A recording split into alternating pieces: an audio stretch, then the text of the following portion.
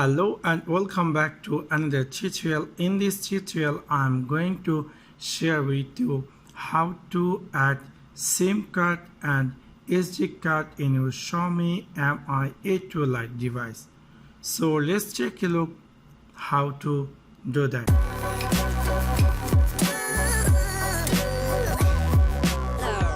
First of all, I'm going to suggest you, if you want to add or remove any SIM card or SD card or add, you better to choose safe side.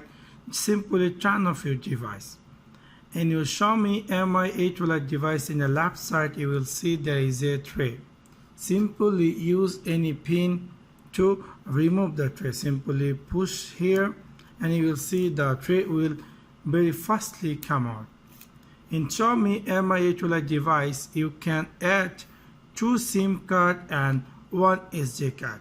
You can choose this first tray for SD card and second 2 tray for your 2 SIM card, which is supported nano SIM card. You can add your SIM card simply right here like this.